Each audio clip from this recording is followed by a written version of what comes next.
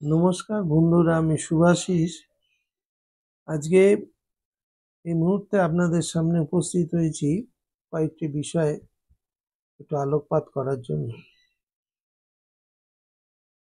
বর্তমান আমাদের দেশ ভারতবর্ষ এবং আমাদের পার্শ্ববর্তী দেশ বাংলাদেশ নিয়ে যে রাজনৈতিক চাপানুতো শুরু হয়েছে, স্বাভাবিকভাবেই সেই বিষয়টা প্রায় প্রতিটি বাঙালি মানুষের কাছেই একটি দুশ্চিন্তার কারণ হয়ে দাঁড়িয়েছে।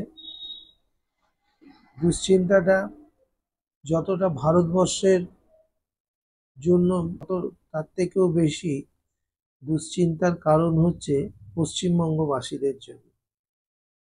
কারণ ভারত বাংলাদেশের সুসম্পর্কের সবচেয়ে বেশি ভাগীদার যদি কেউ হয়, সেটা হচ্ছে পশ্চিমবঙ্গবাসী।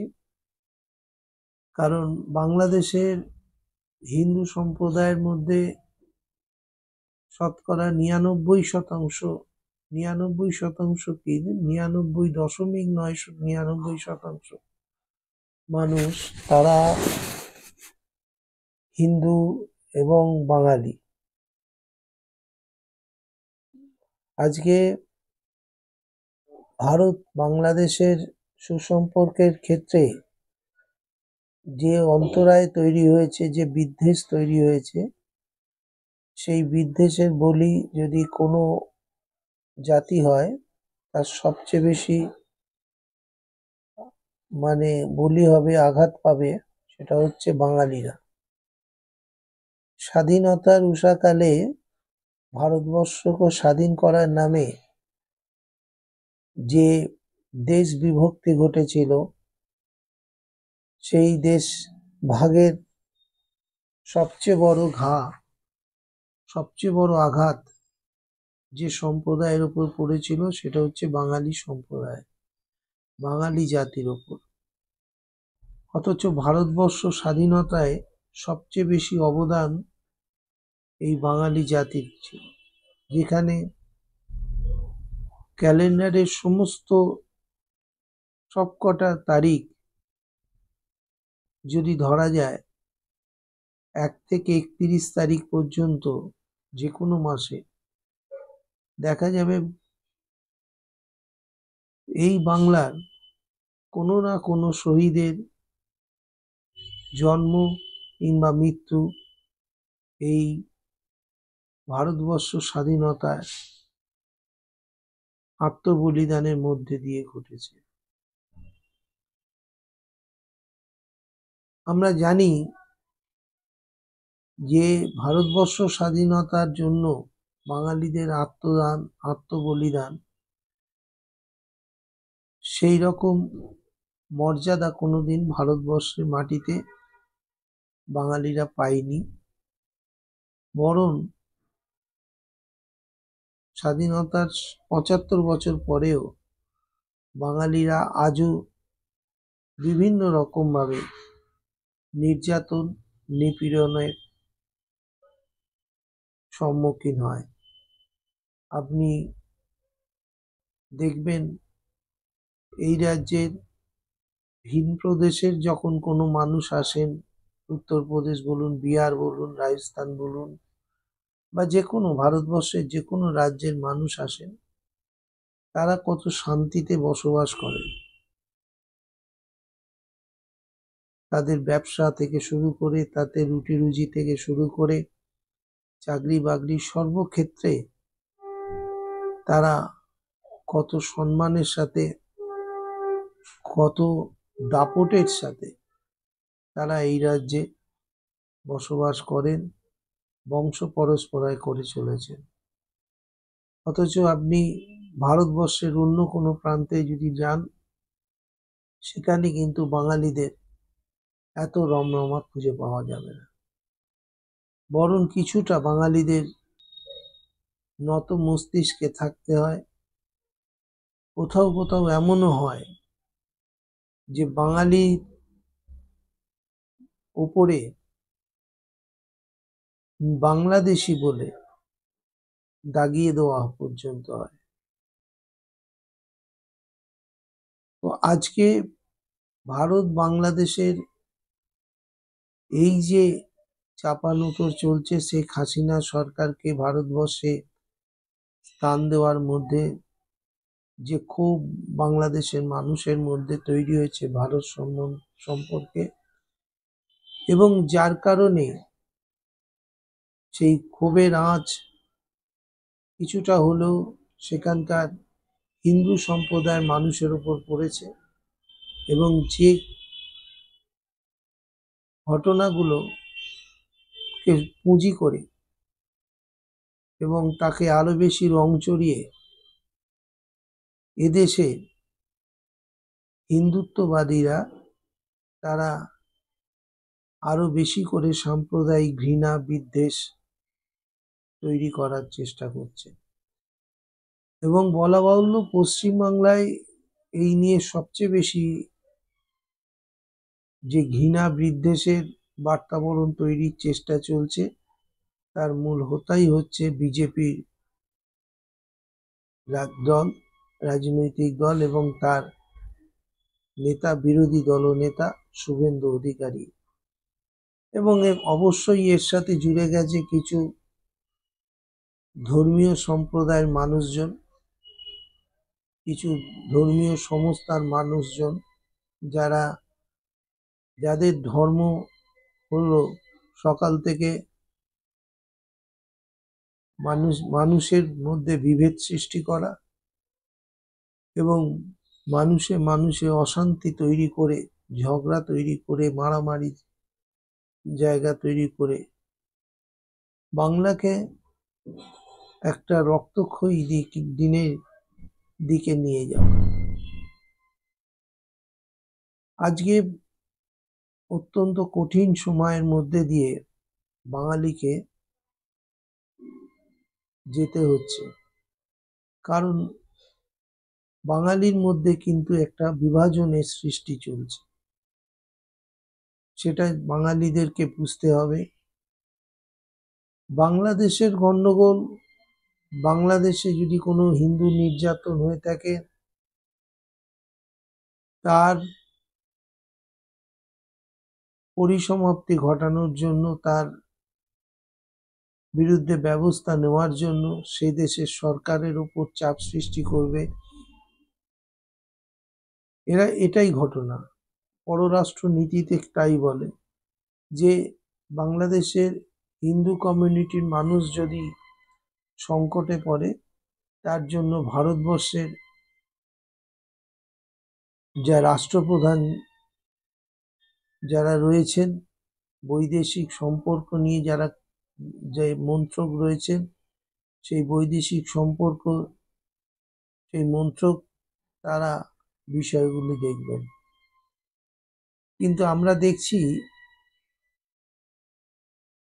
এই ব্যাপারে সবচেয়ে বেশি সোচ্চার হওয়া বিরোধী দলনেতা শুভেন্দু অধিকারীর ভূমিকা, যে পশ্চিমবাংলার মাটিকে ব্যবহার করে বাংলাদেশের পরিস্থিতির সুযোগ নিয়ে এখানকার সাম্প্রদায়িক সম্প্রীতি নষ্টের চেষ্টা করছেন এবং একটা অযাচিত উত্তেজনার সৃষ্টি করছেন। শুভেন্দু অধিকারীর মতলবটা কি, এটা না বোঝার কোনো কারণ নেই। তিনি একজন পেশাদার রাজনীতিক। অতীতে কোনো সময় সিপিএম পার্টি করতেন, পরবর্তী সময় কংগ্রেসে গেছিলেন, এবং জীবনে চরম সময় তিনি তৃণমূল করেছেন। তার পুরো পরিবার, পুরো খানদান রাজনীতির সাথে যুক্ত। রাজনীতি করে তাদের দীর্ঘদিন অন্ন জোটাতে হয়েছে। একমাত্র রাজনীতি তাদের পরিবারের পেশা। তো এইরকম একটা পেশাদার রাজনীতিক মানুষ, যারা শকুনের মতো, যাদের চোখ সব সময় ভাগাড়ের দিকে থাকে, কখন একটা লাশ পড়বে আর সেই ওপর থেকে শকুন নেমে এসে সেই লাশটা টুকে টুকে খাবে। এটাই হচ্ছে শকুনের মতো তাদের দৃষ্টি। এবং সেই জায়গায় দাঁড়িয়ে শুভেন্দু অধিকারী আজকে রাজনীতির নামে যে রোল প্লে করছেন, যে কুমিরাস্ত্র বর্ষণ করছেন বাংলাদেশিদের, সংখ্যালঘুদের নিয়ে, এবং তার প্রেক্ষিতে তিনি যে সমস্ত মন্তব্য করছেন বাংলায় দাঁড়িয়ে, সেগুলো অনভিপ্রেত। শুধু অনভিপ্রেত বললে ভুল হবে। আমরা জানি না যদি পশ্চিমবাংলার মাটিতে এই ধরনের উস্কানিমূলক কথাবার্তা বলার পরেও তাকে এই রাজ্যের সরকার কোনো রকম ভাবে বাধা না দিতে পারে, তাহলে সেটা এই রাজ্যের সরকারের একটা ব্যর্থতা বলেই আমরা মনে করি। বাংলাদেশের হিন্দুদের উপর অত্যাচার হচ্ছে বলে যারা এখানে চিৎকার করছেন, এখানকার পরোক্ষে এখানকার মুসলমানদের উপরে অত্যাচারের বার্তা দিতে চাইছেন, তাদের বিরুদ্ধে অবিলম্বে কেন পশ্চিমবাংলার সরকার ব্যবস্থা গ্রহণ করছে না, আমরা সেটা দেখেই অবাক হচ্ছি, আশ্চর্য হচ্ছি।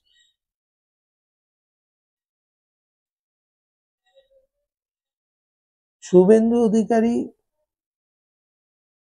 কোনো অর্থেই কোনো স্তরের নেতা নন, একদম মাঝারি মাপের রকের নেতা বললে যা বোঝায় সেই ধরনের একটা রাজনৈতিক ব্যক্তিত্ব।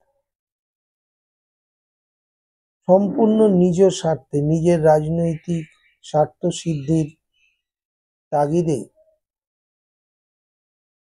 তিনি আজকে পশ্চিমবাংলার বুকে তিনি যে হিংসা বিদ্বেষের বাতাবরণ তৈরি করতে চাইছে, সেটা না বোঝার কোনো কারণ নেই। কিন্তু এতে কি হচ্ছে? এতে তাকে যত বেশি বাড়তে দেওয়া হচ্ছে, তত বেশি বাঙালিদের মধ্যে বিদ্বেষ ভাব জাগ্রত হচ্ছে, বাঙালিদেরই ক্ষতি হচ্ছে।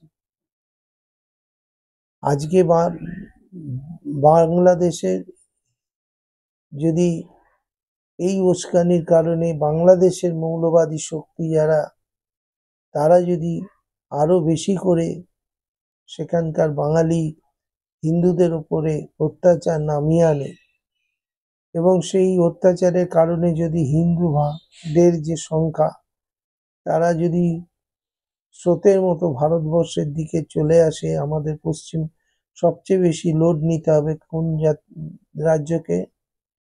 সবচেয়ে বেশি তার দায় নিতে হবে পশ্চিমবাংলাকে। এর দায় গুজরাটকে নিতে হবে না, উত্তরপ্রদেশকে নিতে হবে না, মধ্যপ্রদেশ, রাজস্থানকে নিতে হবে না। কোনো অবাঙালি স্টেট এর জন্য ভুক্তভোগী হবে না। যে সমস্ত কারণে অতীতেও আমরা দেখেছি, যখন ৭১-এর বাংলাদেশ মুক্তিযুদ্ধের সময়, সেই সময় যে শরণার্থীদের স্রোত, বা তারও আগে ১৯৪৭-এর দেশ বিভাগের পর যে শরণার্থীদের স্রোত, সেই ঢেউ কিন্তু আছড়ে পড়েছিল এই পশ্চিমবাংলায়, যার দগদগে ঘা নিয়ে আজও পর্যন্ত বাঙালিকে পশ্চিমবাংলায় বেঁচে থাকতে হচ্ছে। কখনো এনআরসির আতঙ্কে, নাগরিকত্ব দেওয়ার নাম করে আজও পর্যন্ত বাঙালিকে প্রলুব্ধ করা হচ্ছে এবং বাঙালিকে পরোক্ষে নাগরিকত্বহীন করার একটা চক্রান্ত কেন্দ্রীয় সরকার বা অবাঙালি যে সরকার শাসক দল তারা চালাচ্ছে। আমি দায়িত্ব নিয়ে বলতে পারি এই পুরো ঘটনায় আজকে বাংলাদেশের পরিস্থিতি তৈরি হওয়া থেকে শুরু করে আমাদের দেশের রাজনৈতিক পরিস্থিতি সমস্ত কিছুর পিছনে যে অশান্তি একটা তৈরি করার চক্রান্ত চলছে, তার পিছনে দিল্লির অবাঙালি শাসক গোষ্ঠী তারা দায়ী। শুধু দিল্লির অবাঙালি শাসক গোষ্ঠী বললে ভুল হবে, বিরোধী অবাঙালি শক্তিও এর সাথে যুক্ত। কারণ এরা চায় না বাঙালি কোনোদিন মাথা তুলে দাঁড়াক। এরা চায় না বাঙালি কোনোদিন সমস্ত ক্ষেত্রে কৃষ্টি, কালচার এবং শিক্ষা দীক্ষা, স্বাস্থ্য সমস্ত ক্ষেত্রে বাঙালি দেশের শ্রেষ্ঠ জায়গায় পৌঁছে যাক। গত 15 বছর 14 বছর ধরে আমরা এই রাজ্যে যে সরকারটা দেখছি, আমাদের পশ্চিমবাংলায় বিভিন্ন ক্ষেত্রে সারা পৃথিবী জুড়ে সেই সরকারের সুনাম বৃদ্ধি পাচ্ছে। আমরা এদের আগে দেখেছি কন্যাশ্রী প্রকল্পে আমাদের রাজ্যের শ্রেষ্ঠত্ব অর্জন করা। আমরা দেখেছি বিভিন্ন সামাজিক প্রকল্পগুলোকে মডেল করে ভারতবর্ষের বিভিন্ন রাজ্য তারা আজকে কাজ করার চেষ্টা করছে এবং সর্বোপরি বিদেশেও সেই সমস্ত প্রকল্পগুলো সমাদৃত হচ্ছে, প্রশংসিত হচ্ছে, শ্রেষ্ঠত্ব অর্জন করছে। তাই দিল্লির ক্ষমতাসীন অপদার্থ, অসভ্য, অশিক্ষিত, আনপাড় গাওয়ারা যেসব শাসক গোষ্ঠী দিল্লিতে বসে আছেন, তারা বাঙালিদেরকে আজকে হিংসা করছে, বাঙালিদেরকে ভাতে মারার চক্রান্ত করছেন। তাই বাংলার উন্নয়নের টাকা বন্ধ করে দিচ্ছেন, কখনো কখনো সাম্প্রদায়িক সম্প্রীতি নষ্ট করার নামে এখানে বাঙালি কিছু দালাল লোককে দিয়ে সেই সম্প্রীতির ক্ষেত্রে বাতাবরণ নষ্ট করার চেষ্টা করছেন এবং সর্বোপরি এদের মূল উদ্দেশ্য হচ্ছে পশ্চিম বাংলাকে একটা অশান্তির মধ্যে দিয়ে জাতি দাঙ্গার মধ্যে ঠেলে দেওয়া। আমরা আশা রাখবো পশ্চিম বাংলার শিক্ষিত সচেতন মানুষ, বাঙালি মানুষ যারা, তারা অনেক বেশি উৎকর্ষ, তাদের জীবন, তাদের মেধা, তারা বোঝেন কোনটা ভালো কোনটা খারাপ। কোনোভাবেই তাদের কোনো উস্কানির মধ্যে দিয়ে তাদেরকে দিয়ে কোনো বদ মতলব সাধন করা সম্ভব নয়, এটা আমরা বিশ্বাস করি। মনে রাখতে হবে সব সময় বাংলা হচ্ছে পৃথিবীর একটা শ্রেষ্ঠ জাতির সমন্বয়ের জায়গা। বাঙালি আছে বলেই ভারতবর্ষ আজও আছে। বাঙালি যদি কোনোদিন মনে করে ভারতবর্ষ থেকে বেরিয়ে যাবে, সেদিন ভারতবর্ষের কোনো অস্তিত্ব থাকবে না। এইটা মাথায় রাখতে হবে, এটা দায়িত্বহীন ভাবে বলতে হবে। বাঙালি না থাকলে ভারতবর্ষের কোনো অস্তিত্ব থাকতো না। আজকে যে ভারতবর্ষের যে ম্যাপ, যে ছবি আমরা দেখতে পাই, তার সম্পূর্ণ কৃতিত্ব হচ্ছে বাঙালি জাতি, অন্য কোনো জাতির নেই, অন্য কোনো জাতির নেই। ভারতবর্ষ যদি একটা নেতাজি সুভাষচন্দ্র বোসের ছোঁয়া না পেত, তাহলে এই দেশটা কোনোদিন স্বাধীন হতো না। যারা মহাত্মা গান্ধীর কথা বলেন, মহাত্মা গান্ধীর প্রতি শ্রদ্ধা রেখেই বলছে, তার অহিংস আন্দোলনের কারণে ইংরেজরা কিন্তু ভারত ছেড়ে পালায়নি। তারা ভারত ছেড়ে যেতে বাধ্য হয়েছিল নেতাজি সুভাষচন্দ্র বসুর আজাদ হিন্দ ফৌজের ডাকের মধ্যে দিয়ে। ভারতবর্ষ স্বাধীন এমনি এমনি হয়নি। ইংরেজরা বাধ্য হয়েছিল ভারতবর্ষ ছেড়ে চলে যেতে, কারণ তারা বুঝেছিল যে জাতের, যে দেশে বাঙালি জাতি রয়েছে, সেই দেশকে দীর্ঘদিন পরাধীন করে রাখা সম্ভব নয়। যদিও তারা খুব সূক্ষ্মভাবে কিছু অবাঙালি দালাল তাদেরকে নানানভাবে কায়দা করে ম্যানেজ করে নিয়ে দেশ ভাগের মধ্যে দিয়ে একটা স্বাধীনতা লালিপপ ধরিয়ে দিয়েছিলেন। কিন্তু সেই দিনকে বাঙালিদের যে সার্বিক ঐক্য, যে বৃহত্তর বাঙালি সমাজ, সেই সমাজটাকে ভেঙে চুরমার করে দেওয়া হয়েছিল। একটা বড় অংশকে বাংলা থেকে বিভক্ত করে পূর্ব পাকিস্তানের নামে পাকিস্তানের হাতে তুলে দেওয়া হয়েছিল ধর্মের ভিত্তিতে। পরবর্তী দিনে সেই বাঙালি সমাজ, সেই বাঙালি তার আত্মাভিমান নিয়ে তারা ভাষা আন্দোলনের মধ্যে দিয়ে এক নতুন রাষ্ট্রের জন্ম দেয়, যার নাম আজকে বাংলাদেশ। হ্যাঁ, সেদিনকে ভারতবর্ষ বাংলাদেশ গঠনের জন্য সাহায্য করেছিল। শ্রীমতী ইন্দিরা গান্ধীর নেতৃত্বে ভারতবর্ষ সেই মুক্তিকামী বাংলাদেশি মানুষদের পাশে দাঁড়িয়েছিল, কিন্তু সেটা সম্পূর্ণ বিনা স্বার্থে, এটাও ভাবার কোনো কারণ নেই। তারা সেদিন বাংলাদেশি মানুষ মুক্তিযোদ্ধাদের পাশে দাঁড়িয়েছিলেন নিজেদের স্বার্থে, যে বাংলাদেশের মাটিতে 18 কোটি মানুষকে যদি আমরা মুক্ত করে দিতে পারি, তাহলে সেখানকার অর্থনীতির ওপর আমাদের কবজা থাকবে, সেই বাজারটা আমরা দখল করতে পারবো, এবং সেখানে যত বড় বড় কর্পোরেট সব অবাঙালিরা, তারাই সেই বাজার দখল করেছে। দিনের পর দিন সেখান থেকে তারা অর্থ সঞ্চয় করেছে, অর্থ রোজগার করেছে। আজকে বাঙাল এই বাংলাদেশে সবচেয়ে বড় প্রজেক্ট কে করেছে?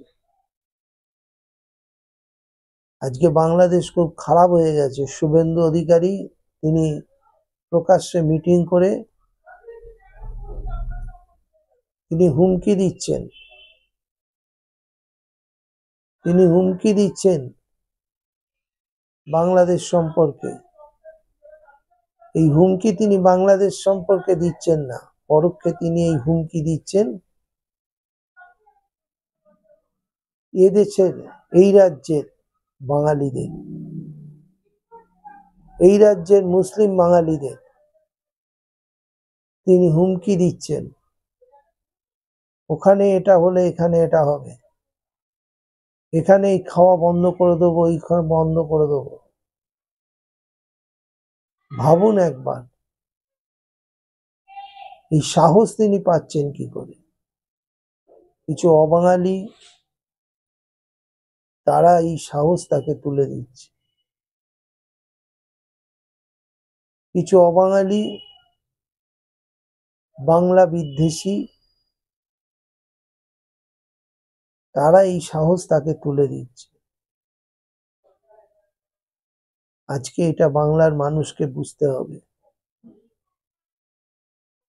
এরা ভারত ভাগ করেও এরা সন্তুষ্ট হয়নি, বাঙালিকে বিভাজন করেও এরা সন্তুষ্ট হয়নি। এরা আতঙ্কে থাকে, যদি কখনো বৃহত্তর বাঙালি সমাজ আবার এক হয় তাহলে আমাদের অস্তিত্ব বিপন্ন হবে। যারা ভাবছেন মুসলিম হিন্দু এই লড়াইটা, তারা ভুল করছেন। মনে রাখবেন, বাংলাদেশে ৯৯% মানুষ তারা বাঙালি, আর পশ্চিম বাংলার মানুষ ৮৫% মানুষ তারা বাঙালি। এই বাঙালি, বৃহত্তর বাঙালি যদি কখনো ঐক্যবদ্ধ হয় তাহলে অন্য কোনো জাতির কোনো অস্তিত্ব থাকবে না। আর সেই ভয়, সেই আতঙ্ক থেকে বাঙালির সার্বিক ঐক্যে ফাটল ধরাতে আজকে এই সমস্ত পরিকল্পনা। নইলে শেখ হাসিনাকে কেন এদেশের রাষ্ট্রপ্রধানরা জায়গা দেবে, যিনি তার দেশে বিতাড়িত, তার দেশের মানুষ দ্বারা যিনি ওখান থেকে উৎপাটিত, যে স্বৈরাচারী একটি মহিলা, কেন তাকে, যাকে সারা পৃথিবীর কোনো ইসলামিক কান্ট্রি জায়গা দেয়নি, তাকে কেন একটা হিন্দু রাষ্ট্র, যারা সেই অর্থে, আক্ষরিক অর্থে যারা এই দেশটাকে হিন্দু রাষ্ট্র বানাতে চায়, তারা কেন এই মহিলাকে জায়গা দিয়ে বৃহত্তর বাঙালি সমাজের অসন্তোষ তৈরি করলেন? কেন বাংলাদেশের মানুষের অসন্তোষের কারণ হলেন? 18 কোটি বাংলাদেশের মানুষের ঘৃণা বিদ্বেষ নিয়ে যে মহিলা দেশ ছাড়তে বাধ্য হয়েছিলেন, সেই মহিলাকে খাতির করে ভারতবর্ষের মাটিতে রাখার অর্থ,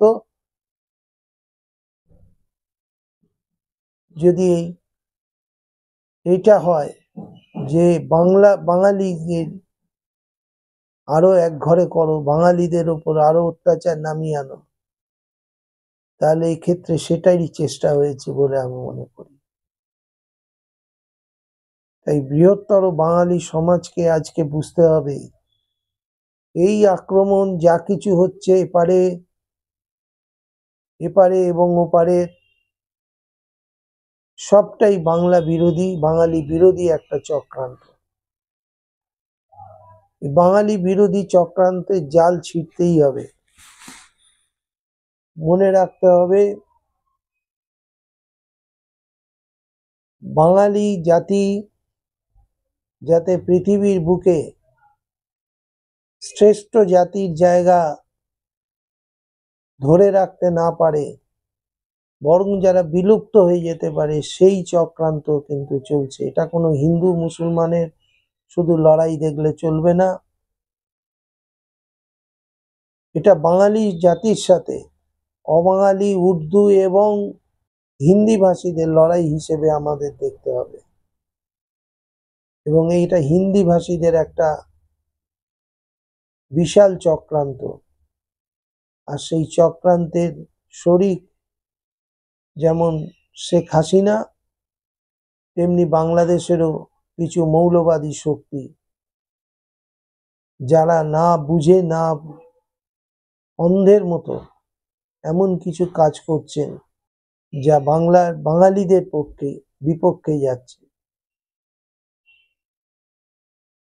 কে এই চিন্ময় কৃষ্ণ মহাপ্রভু, যাকে তার নিজের সংগঠন, নিজের সংস্থা বয়কট করেছেন, অস্বীকার করেছেন? তাকে নিয়ে এত আদিক্ষেতা কিসের জন্য?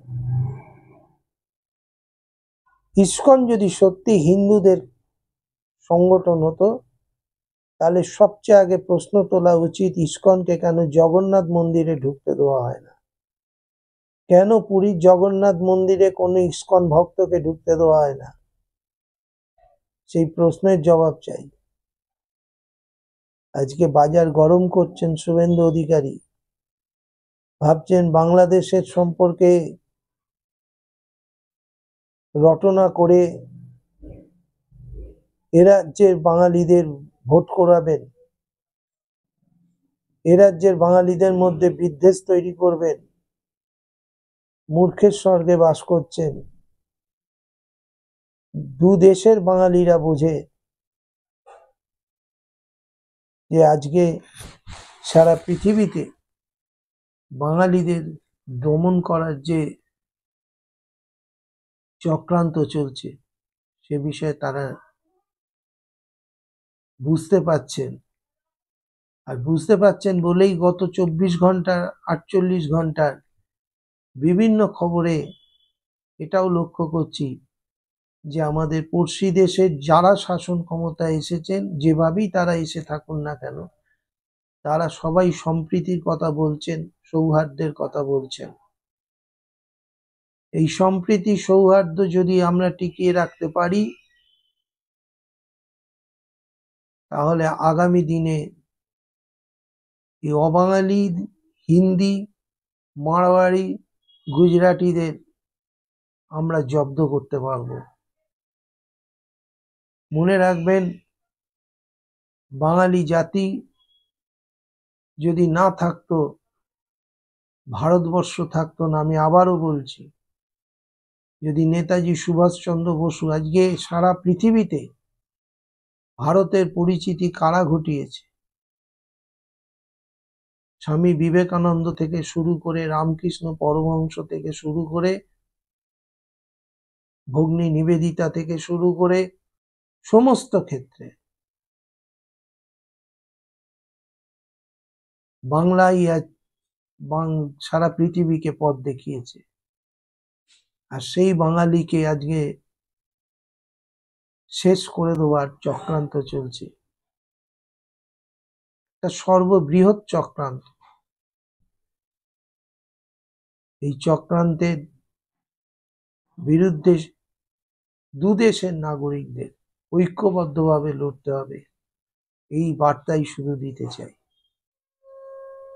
নমস্কার, ভালো থাকবেন।